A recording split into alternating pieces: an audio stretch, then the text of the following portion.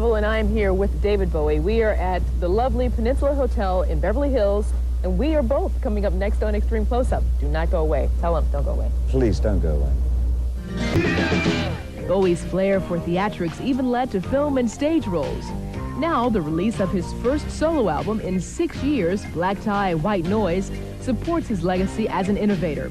The diverse album features 2 wedding songs inspired by his 1992 marriage to model actress Iman.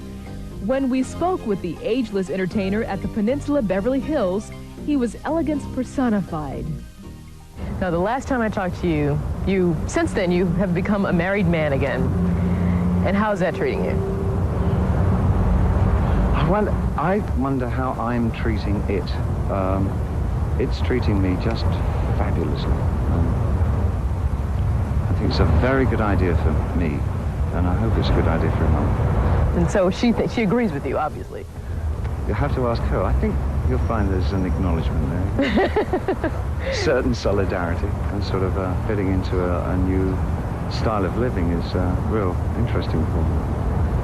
Because there's that, it's like a conformity almost, like a... It's not that so much as when we first met, I realized how much my workload is enormous, and that I tend to work obsessively on what I do, projects and musics and whatever. And it's really been a question of finding a balance between our real life together and the work that I do. So that's been a whole kind of reevaluation for me. It's been interesting. And you guys exchanged vows twice. Yeah. And once in the civil ceremony in Switzerland in April, and then you got married, or exchanged vows again in June. June the 6th. Yeah. There you go. He knows the date. I love this. Oh, yeah. Now, when's the anniversary, though? Well, we'll take it as June the 6th, but we do kind of every 14th of the month, we kind of have a mini anniversary because we met on the 14th of October. Oh, every month? Yeah. Oh, that's so Just sweet. a nice dinner and a flower. Oh, that's sweet. Do you cook? No, fortunately she does. Oh, good. Incredibly well. Good. Now, this is something else we talked about the last time, and some folks out there are wondering because they're like, okay, now he got married to Iman, and you said last time we talked about bisexuality, trisexuality, as you introduced me to, meaning I'll try anything. You told me that. So... No, I did used to. Right. Yes, used to. That's over. Yes. Correct, okay. Do you remember the first time you had sex, anyway? Oh, Lord, it was back in 1435. God, you look great. But, you know, these are days that you talk to your kids. You know, I know what, your son, he's about 21 or something, so yeah. he's, but then now you have a stepdaughter. Yeah. And, you know, as a parent, what do you say to your children? I mean, if you want to look at those things, I was experimenting when I was a kid. And I think that in those days there was a whole different set of values. Whether they were positive or negative is, I guess, undecided. But what was happening then was done in an era of freedom. I think that the big problem for kids these days is that they might feel that they are no longer allowed to experiment, or if they feel that they have an orientation towards a certain way, that they daren't say that that's their orientation because they may be branded or victimized because of that. And I think it's a very, psychologically, a very dangerous period for them. And I think the onslaught at the moment of the whole wave of terror and fear because of AIDS is bringing about a very repressive and right-wing attitude society. And I think it's very scary for kids right now, for them to not know how they must orientate themselves, if they must be unnatural and fake their orientation. It's interesting. And speaking of children, though, are there any truths to the rumors, or is there any truth to the rumors that you and Iman are planning to adopt a child in Somalia? I hadn't heard that. You haven't heard that? No. We're working on our own children. Oh, is that fun? We shouldn't discuss that now, but this is good. So there's a lot of literature on that, I think. This is good, though. So Iman's not saying, oh, the figure's here and I don't want to mess it up? She's not like that at all. No. She's not that kind of person. Good. And, of course, you want the healthy baby, but if you had your way, would you have a girl or a boy? It really is totally immaterial to me. I have no preferences at all. Good. And this is something you want to do coming up soon, or? It's not like a project. Right. Well, you know, these days, because you have your career, when she has her career as well. No, and people... as I say, the careers are really taking a back seat. I mean, it really is, for us, I think it's very important for us to spend as much time as we can with each other, which is what we're doing. And, for instance, I'm not touring this album because it's the last thing to do is to get married and then go on tour for 10 months. I think that would be absolutely ruinous. You guys went skiing recently, huh? Yes, we did, yeah. And so who's the better skier?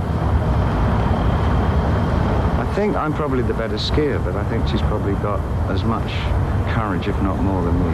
So nothing puts her off. She would take anything. I believe that too, because one thing Iman told me, she goes, honey, you take your attributes and you sell them.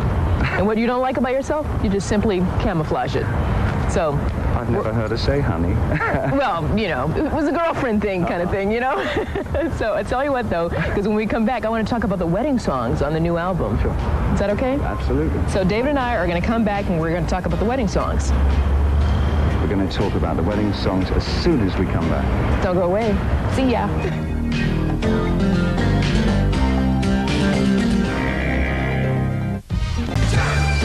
Now, would you say you are breaking new musical ground on this new album in that there's so many different musical influences that you're using? Not for me, particularly. I think, in fact, it's something that I worked on a lot during the late 70s. I think it ranges through American music, from American rhythm and blues, American dance, through to European sensibility on the melody lines. And by virtue of the fact that I wrote the music initially for the church, there's 3 pieces on the album.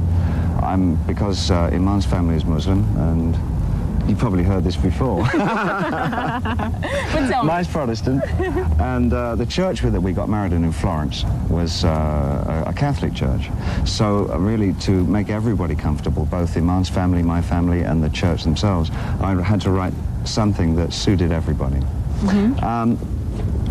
And again, by virtue of the fact that Iman's family, one of their major languages is Arabic, I guess that was a feel that came through in the music.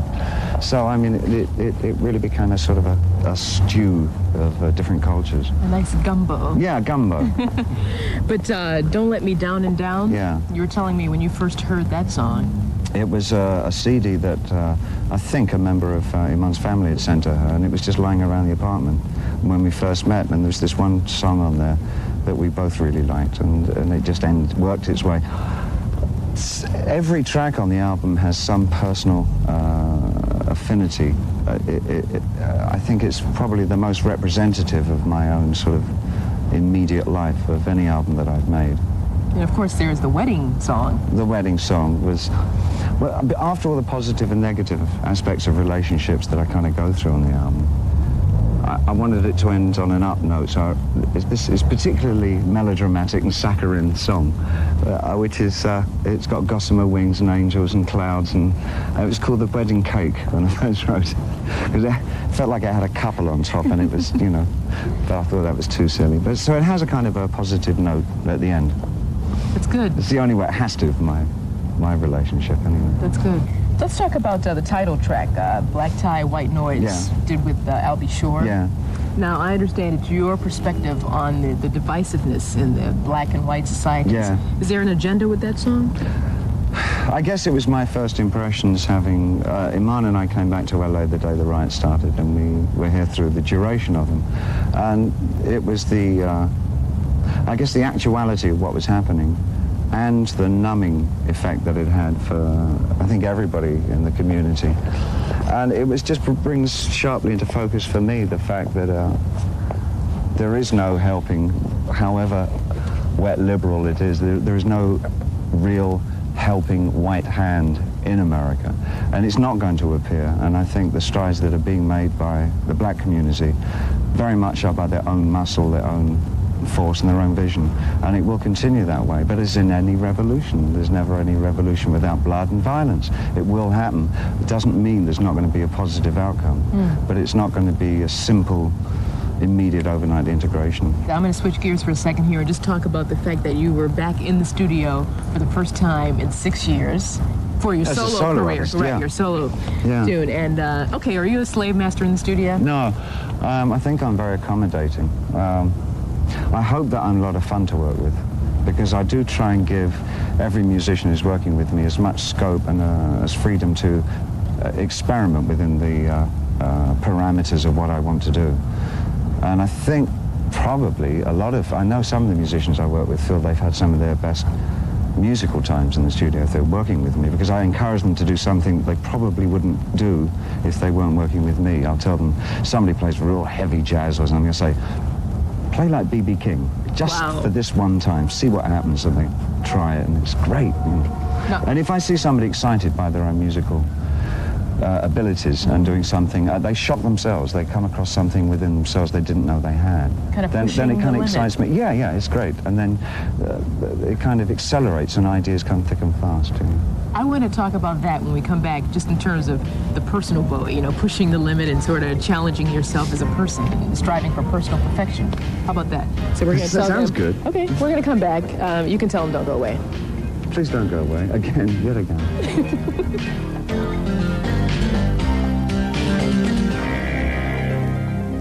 Talking about allowing the musicians in the studio to sort of push the envelope, or explore different musical avenues that they may have not before. Like playing the wrong instruments. There you go. We did that before in the 70s when I was working with Brian Eno. One of the things that we found a lot of fun was because each musician, doesn't matter how professional he is, always wanted to play another instrument, really. The guitar player always wanted to be a drummer. So when he plays the drums, he plays like it's the first time he's ever touched them, and he plays with this incredible enthusiasm. So sometimes we'd switch the musicians around to the instruments they're not supposed to be playing, and you get a new kind of didn't always work out, right, You get a new take on everything, and you get a kind of a degree of excitement that you wouldn't otherwise get. So now I'm going to assume that you are professionally a perfectionist. No, I'm really shoddy. Really? Yeah. I'd much rather go for a take that has a million mistakes in it than go for one which is note perfect. I'm really not into virtuosity and the perfection of playing and all that. I really just need a sense of the organic enthusiasm and a real verve in the playing.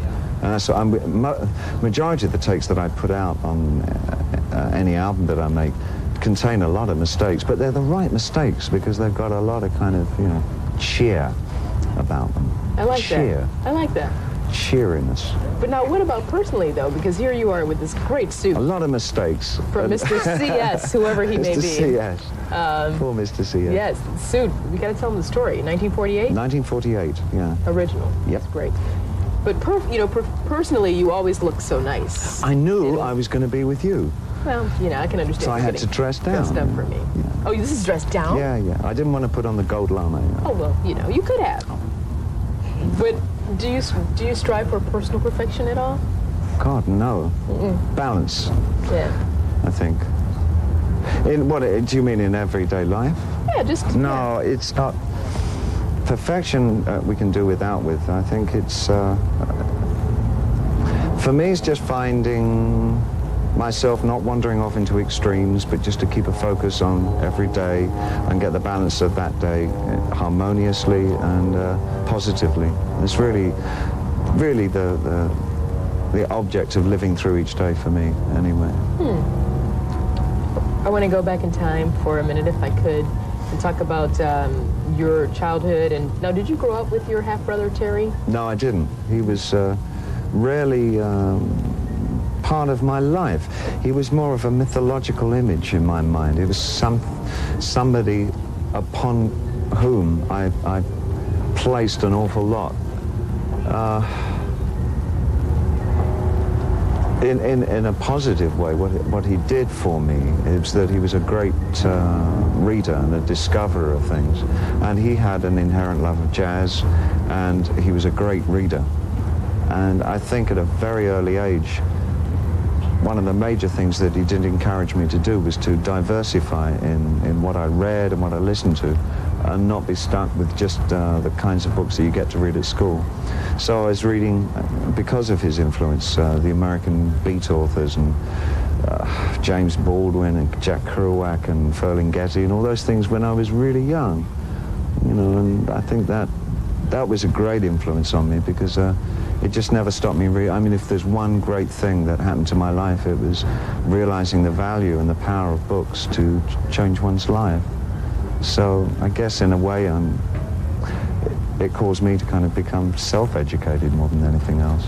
But it left me with an undying love of reading, obsessively sometimes. That's good, yeah. I can drop out of reality, you know, yeah. I can be a real pain. Sometimes you have like 4 or 5 books going, you know. Yeah, in this room you have this one, here you have the other one. It's not good. It's not good. You went to an art school. I went to a school. Well, it was interesting. What it was a technical college, which for its time, I was only 11, 12, when I was already taking art as a vocation, because it was one of the first schools in England that had an art course from the age of 11 or 12, which again was opened me up to so many different avenues. I was very lucky in that way. Yeah, I also find it interesting because and Peter Frampton Peter Frampton, the guitar player, was about 2 years down from me, and his father was my art master. Wow. Do you think that Which is kind of too cute, isn't it? It's, right? You think that has anything to do with your having become an entertainer? No. In fact, Mr. Frampton Sr. was really teed off with me most of the time because I just knew that from 8 or 9, I didn't want to do anything. I wanted to be a musician. I wanted to be in Little Richard's band. There you go. That was it. He knew. I wanted to be the sax player. Okay, so you were taught by Peter Frampton's father, you worked with John Lennon, and we're going to talk about musical legends when we come back. So it's time for popcorn or whatever, but come right back. Popcorn, please. You co-wrote Fame with John Lennon. Yeah. Did you realize at the time what an impact he would have or had?